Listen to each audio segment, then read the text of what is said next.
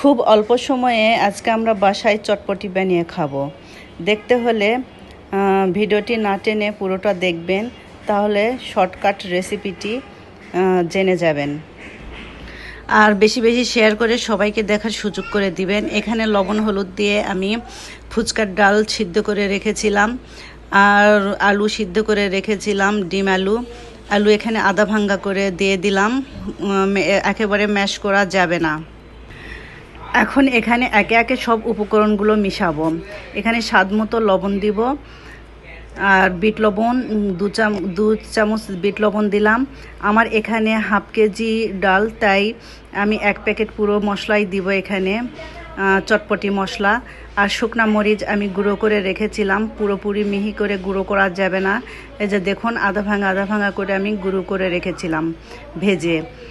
আর চটপটির মশলা আমি সবগুলো দিব, আর একটু রাখবো টকের জন্য। এখন আগের থেকে আমি পানি গরম করে রেখেছিলাম, সেই গরম পানি ঢেলে দিলাম। যারা যেরকম ঘনত্ব খাবে, মানে পাতলা ঘন, সেভাবে পানি দিতে হবে পরিমাণ মতো। এখন এটা রান্নার জন্য চুলায় বসিয়ে দিয়ে টক তৈরি করে নিব। এখন টক বানাবো। আর একটা কথা, অনেকে বলে আপু ভিডিও শর্ট করবেন, খুব কম করবেন, কিন্তু ভাই বুঝিয়ে বিস্তারিত জানিয়ে করতে গেলে তো একটু বড় হয়ে যায়। আমি কি করব। এই তো আমার ঘনত্ব এরকম হয়েছে। এরকম থিকনেসে আমরা খাবো। যারা যেই থিকনেসে খাবে, পাতলা ঘন, সেভাবে তারা করে নিবে। সেটা তাদের পছন্দের উপর নির্ভর করবে।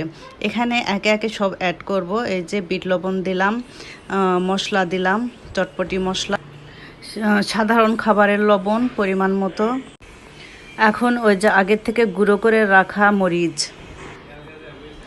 এখন দিব চিনি। যারা যেরকম মিষ্টি খাবে সেভাবে চিনি দিবে। আমরা চিনি অল্প দিব, কারণ আমাদের আজকে ফুচকা হবে ঝাল ঝাল টক টক। এখন এখানে আরেকটা উপকরণ মেশাতে হবে, সেটা হবে লেবুর রস দিলে সুন্দর একটা সেন্ট বের হয়, অনেক ভালো লাগে। 2-3 ফাল লেবু দিয়ে সুন্দর করে এটা মিশিয়ে নিতে হবে। এই তো আমার চটপটি রেডি। দেখুন কত সুন্দর কালার এসেছে। এখন ডেকোরেশনের পালা, তারপর পরিবেশন। টক, শসা কুচি, ধনে কুচি, ডিম, বিট লবণ,